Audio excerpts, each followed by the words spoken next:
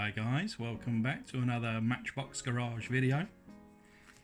Today, another little unboxing, courtesy of Poland, Warsaw. I love Poland. I have some great Polish neighbours, plus I went to Warsaw just a year ago over the Easter weekend, stayed in old Warsaw, and it was a beautiful city with beautiful people, and myself plus a few pals, we had truly a great time. So what do we have now? I apologise for my pronunciation, but I'm going to say Pieter Grisna, Pieter Grisna. So apologies if I've got that pronunciation incorrect. My Polish language is not very good, but it appears the value is around 100 zloty, which is, I think, about £20. So very nice, very cool. I have just cut around here to save you watching me cut my fingers off, but we're going to open this together for the very first time.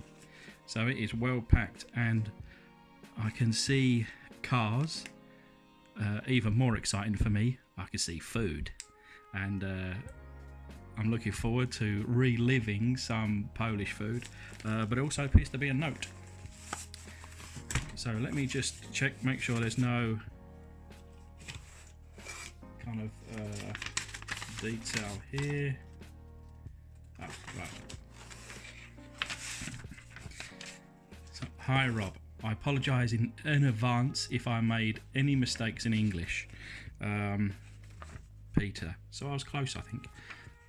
Peter, your English is going to be a million times better than my Polish, so I forgive you. But anyway, so I watch your channel with great interest, along with Marty's Matchbox Makeovers channel. Marty, he is the king. My name is Piotr, or Peter in English, and I come from Poland. I was born in 1980, so Peter's 3 years older than me, and during my childhood I played with Matchbox models. Although it is very difficult to get them, I always thought that they were very well made and solidly made. When I was a child, I always preferred models of normal cars or sports cars, not any freaky or futuristic cars. And I do agree with you there, Peter. I too prefer just ordinary, normal, day-to-day cars rather than the fantasy cars, I think they're called. So I certainly agree with you there, mate. So I decided that I would send you some models. Part of it is what I have left, and some I got on a local second-hand market. I like your custom restoration work, and I hope you will make videos of one of the models that I sent you, or maybe every model. It will be great. PS, I'm sending you also some sweets for your kids. That is awesome. Thank you very much, Peter. And it's signed, and I'm going to guess this is his kind of YouTube channel, so we'll keep a lookout for that. He mentions sweets are for the kids. Yeah, I might let them have some, but you know, I might eat them myself as well. So let's have a look. This is quite a heavy box, so it's well packed. Oh, there's even more. Right, beautiful. Let's have a look at these sweeties. So it's full of vitamins, lovely jellies, my favourite. We've got a Prince Polo, classic. Kind of looks like a Twix bar, but that will go down a treat. Some different jelly sweets, very nice. Oh, we've got 2 Polos, so maybe I will let my children share one, and I can have one with a cup of tea later on. Now we've got all these cars. This one takes my immediate attention. How cool is this? Renault 5 TL from 1978. That base, look at that, beautiful condition. Actually, the whole car is in very good condition. Opening trunk. That is super cool. I like that. Well, this one's been played with. So this is a racing Porsche 935, and that has had some extensive repaint, and I think that would look quite cool with some racing livery and a wheel change. One of my favourite all-time cars, the Ford RS200. This was a Group B rally car. Correct me if I'm wrong, but those, you know, back in the day in the 80s when Group B was so exciting, but obviously at the same time so dangerous, and eventually it was banned.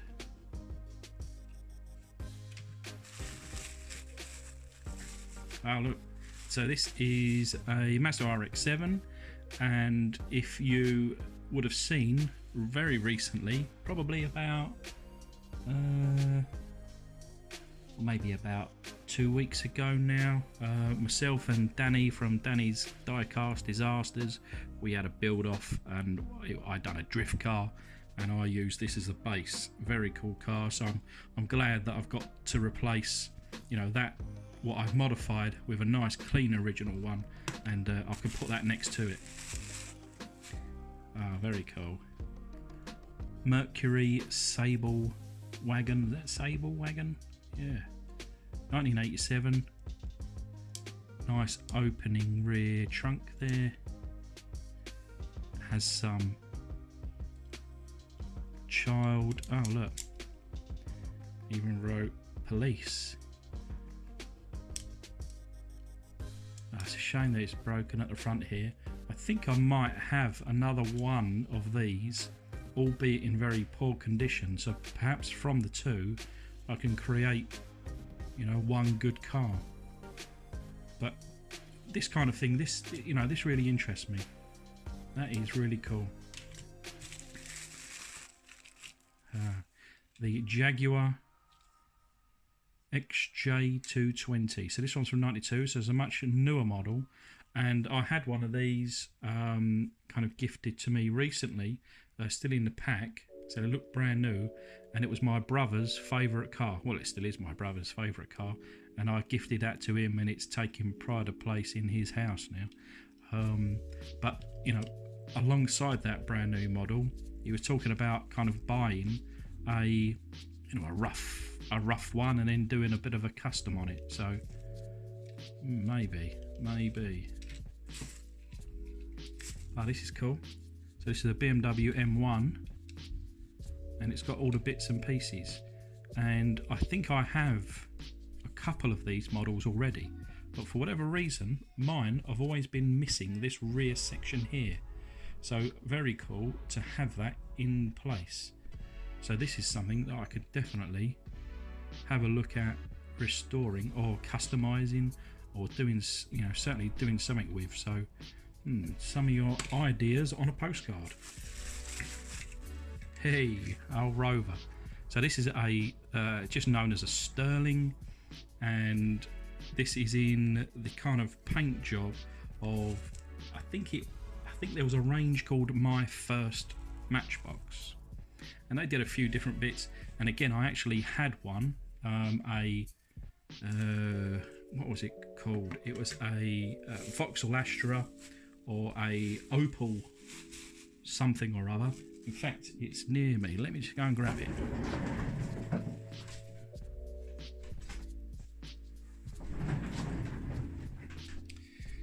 And this is what I've done to mine, which is in a kind of Mad Max or post-apocalyptic kind of style, and the paint is underneath there somewhere. You can kind of just see a little bit at the back there. When I do Mad Max or post-apocalyptic, I don't take it all off. You can kind of see some of the detail there. In the original one, it had some like stoplights, red, amber, green, and some other bits and pieces. But anyway, in the same style of this. this kind of blue, these blue wheels, and yeah, that is really cool. And then last but not least, this has got some weight to it. This is a Icarus coach, 1986. That is very cool. I don't have anything like this, so that's quite nice. Look at that, the condition, not as good on that side, but the condition on this side, you know, with a little bit of a touch up, maybe a freshen up on those wheels. That is super cool. Well, Peter, thank you very much. Very much appreciated, and you will 100% see some restorations from this lot. Whether it's going to be this one, or this one, or this one, or this one, or actually maybe even the Rover. I'll have to change the wheels, and I'll do like a, you know, kind of like put it back to almost kind of standard with like a nice Nightfire red. I had a Rover once, and it was in Nightfire red. Beautiful colour, and I think that would quite suit that. But anyway, I'm going to go and make a cup of tea, and me and the boys, we're going to enjoy one of these Prince Polos. Thanks, mate, and hopefully see you all in the next one.